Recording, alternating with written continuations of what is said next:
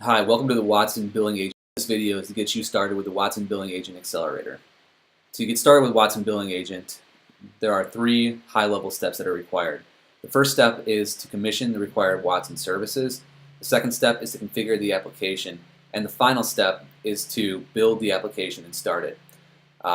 So going into the required Watson services, Watson Billing Agent Accelerator uses two Watson services. It uses Watson Conversation to drive the conversation flow, and it uses Alchemy Language to provide natural language processing so that it can detect things like the user's sentiment and the user's current emotion. So in order to commission these services, we need to use the Bluemix console, and I'm going to go ahead and open that here. So I'm looking at my space that I'm planning to use for Watson, the Watson Billing Agent Accelerator.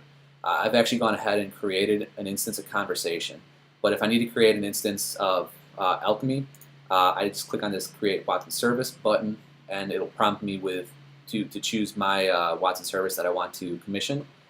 In this case, I want to use Alchemy Language, but that's how you actually commission these things. And if this is your first service or application on your space, you need to open up the sidebar, go to Services, Watson, and it'll be the same interface. You just need to choose Watson Conversation, and you need to choose Alchemy Language. So I'm not actually going to commission the Alchemy Language because the steps are going to be identical to Watson Conversation, but I do want to show you the information that you need to grab from these. So the very first thing that we need to do is configure our conversation workspace. And I'm going to go ahead and open up my instance of Watson Conversation and open up the tooling for it so I can get started with this. This accelerator provides a sample workspace that you can use as your conversation workspace for your billing agent. And the file that it's provided in is called conversationworkspace.json. And you can see it over here in our directory structure for this project. So we need to go ahead and import this file into our instance of Watson Conversation. And how we do that is we go into our conversation instance details and click Launch Tool to launch the tooling for it. When we do that, we'll be presented with an empty list of workspaces for this instance of Conversation because it's brand new. And we need to go ahead and we need to import. And we can say Choose File. And we can choose our conversation workspace.json file here. I'm not actually going to import it, but that is the steps that are required. Actually, I will go ahead and import it for this. So I'm going to go ahead and import that right now. And if I go ahead and look at this, now I've imported the billing conversation instance here. So there's a few pieces of information that I need to get from this instance, but I'm going to get back to that in just one second after I explain the idea of configuring the application. So let's leave what we have here. We have, at this point, commissioned both Alchemy Language and Watson Conversation. So the application requires you as the developer to specify which instances of the Watson services that you are going to use. And the way that these are provided, there are actually two ways they can handle this. And it depends on the type of environment that we're running this in. So if we're running it locally, the easiest way to provide this information is in this file that's included called .env.example. So the .env.example, that is the example, it's the example template for our environment variables. And what we need to do from this is we need to configure the values based on the credentials that are provided in Bluemix. And so we can kind of look on this and it'll make sense here because we have conversation API URL. And the way that this is constructed is it's a combination of the service credentials, the username and password for your instance of Watson Conversation, as well as the workspace ID. And that's enough information to tell the application how to communicate with our instance of Watson Conversation. We also have an Alchemy API key, an Alchemy base URL, an Alchemy sentiment, and an Alchemy emotion path. And for the most part, these three last ones won't have to be changed. Those are all well defined within the Alchemy API key, and that will be provided in the same place that we get our service credentials. I'll show you where to get that information. So to construct the Watson Conversation API URL, it's just a matter of following this format here. And I'm going to go ahead and I'm going to copy and paste this over to my example. So we have a format that is HTTPS :// username : password at gateway.watsonplatform.net/conversation/API/v1/workspaces, and then at that point we put in our workspace ID. So if I was to work with this information as it currently exists, I would go ahead and I would pull the workspace ID that we just imported. So I'm going to go and look at this billing conversation, again, the workspace that we just imported. If I click on this top right corner and say View Details, I'll get a workspace ID for that. So I can click this button to copy that, and I can go ahead and plug that in to my workspace ID right here. And then if I go back to the service details that I commissioned, there's a tab in here in our Linux console that's called the service credentials. And if I click on View Credentials, that will reveal to me the information that's required to connect to this instance of Watson Conversation. In this case, it will provide a username and it will provide a password. I'm not actually going to click on it so that the username and password aren't revealed on this video, but they are inside there, and I'm going to go ahead and just mock something up here.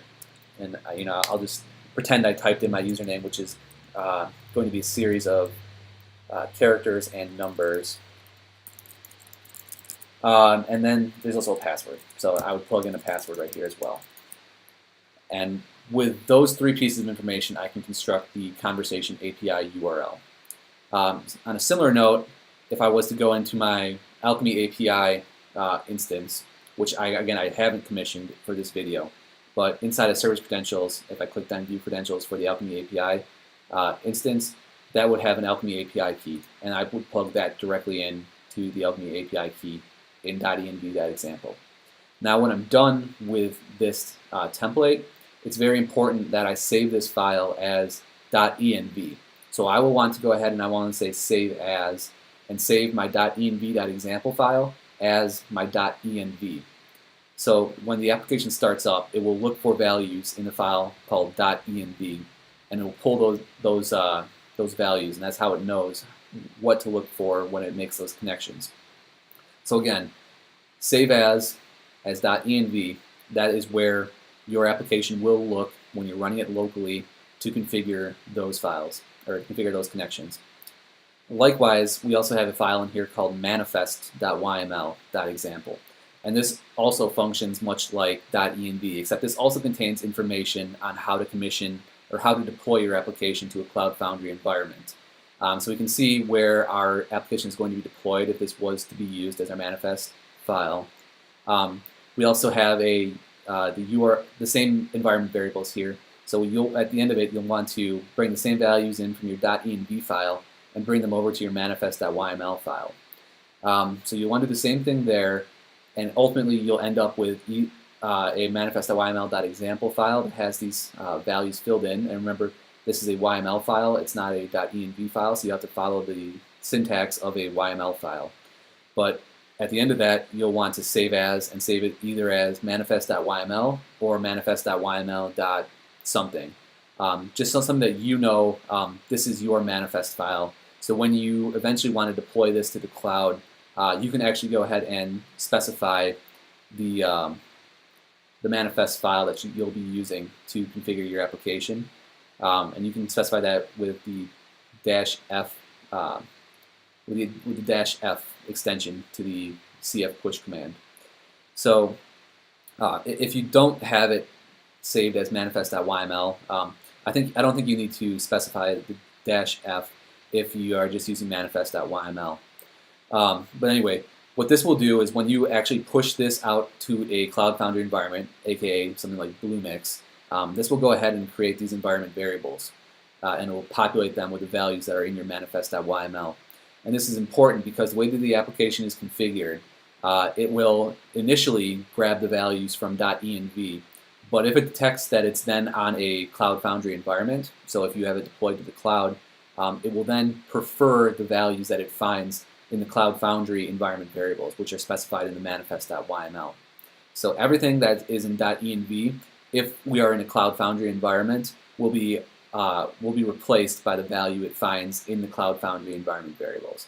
And because of that, you are able to configure your environment variables in the Cloud Foundry environment without redeploying the application. So where we're at right now, we have commissioned our services, we have configured our application configuration files. Remember, we saved our .env.example as .env with the actual values filled in. We also updated our manifest.yml file, and we saved that either as manifest.yml or manifest.yml.active.dev.prod, however we want to identify our active manifest.yml file. So we have these files filled out.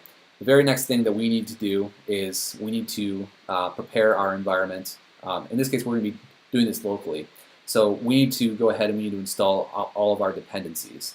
And the way that this is done, there's a script, two scripts actually.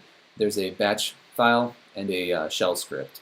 So depending on what operating system you are using locally, that'll determine which one you choose. Since I'm running on a Mac, I'm going to go ahead and run the install.sh script, and that will install both the dependencies for my server as well as for my client. So I'm going to go ahead and go to my directory here, and I'm going to run the install.sh script. And this will take a few minutes, so I'm going to stop the video right here and come back when it's complete. Hi, welcome back. As you can see, our install script has completed successfully, and we have all of these dependencies installed for our application. We see the presence of a node modules folder both at the server level and at the client level, if I was to expand that. So now what's left to do is we need to actually build the application and start the application. And how we do that is we use two tools. We use Gulp and we use Angular CLI. In order to use these tools with the way the application is configured, it is expecting that they are installed globally. So in order to make sure that you guys have Gulp and Angular CLI installed globally, you'll need to make sure that you issue the command npm install-g. So we run the npm install command with the g argument, which implies that we will be installing these things globally. Gulp, and we'll need to install Angular CLI as well. As root to do that, but I'm not actually going to execute this command. Just know that you need to have npm, you need to have Gulp, and you need to have Angular CLI installed for the build process. So, assuming that I have Gulp and Angular CLI installed globally, we have a few ways that we can build the application, and there are mainly three different ways to actually start the application. We have build, develop, and start. And each of these varies in what it does to start the application. So the simplest is Gulp build. It's the build command for our application in our Gulp file. And what the build command through Gulp will do is it will simply just build the server application, compile it, and put it into a dist folder, and it will also build the Angular client for the application. But it won't actually start the server or anything. It's just a build. Then we have Gulp start, and if we issue the start task to Gulp, what that will do, it will execute the build command, and then it will also start the application. And then the third option is develop. So if we issue the develop task to Gulp, that will build the application, it will start the server, and it will also watch for changes and rebuild and restart when it detects a change. So that's useful for when you're developing or making changes to this accelerator. So since I have all of this installed, all my dependencies installed, I'm going to go ahead and I'm going to issue the Gulp start command. And it will be building, cleaning, and eventually what it should do is let us know where the application has started and give us a little information about our some credentials are flashed on the screen, and I don't want to publicize those in this video. So while it is starting up, I see that the web server is listening at 6024. So I've hidden what's behind this is just a log of the environment variables that it knows about, and some of the endpoints, just some system information. But we now see that the application has started up on localhost 6024, so let's go to that in our browser. Localhost, port 6024, and we should be presented with a login screen for our application. In this case, we do see it. So this is the login screen. The username and password by default are IBM Watson. So I can go ahead and log in, and I should be communicating with our instance of Watson Conversation, and we should have the ability to interact with Alchemy language. At this point, there's nothing to have run through Alchemy, so nothing to see here. But the fact that we are interacting with the conversation instance, and it looks completely fine, it looks like we are started up and ready to go.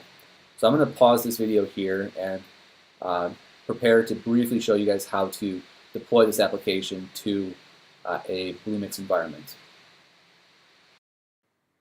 Welcome back. The final part of this video will show how to deploy your application to a Cloud Foundry environment like Bluemix. Previously in this video, we configured a manifest.yml file, or it could be called manifest.yml.active, depending on however you configured that. But we will use the configuration in that file to make our deployment to Bluemix easy. So the first thing that we need to do is we need to verify that we are our Bluemix target is the correct Bluemix organization and space. And to do that, issue the Bluemix target command, and that will tell you where we're deploying. In this case, I'm deploying to a space called billing agent in my own organization. So that is exactly where I want to deploy it. We've specified a route here and our domain. We have all of our environment variables configured. So if I want to go ahead and deploy this, I'll just simply issue the cf push command. And in my example, where I don't have a manifest.yml, I have manifest.yml.active. I will need to actually specify my manifest file, and I use the -f argument to do that. So I will go ahead and specify cf push -f manifest.yml.active. And if I go ahead and issue that command, it will deploy my application to Bluemix at my current target, which is my own organization in my billing agent space. And when it deploys, it will make sure to configure the environment as specified in manifest.yml. So that is it for the setup of the Watson Billing Agent Accelerator. Thank you for your time.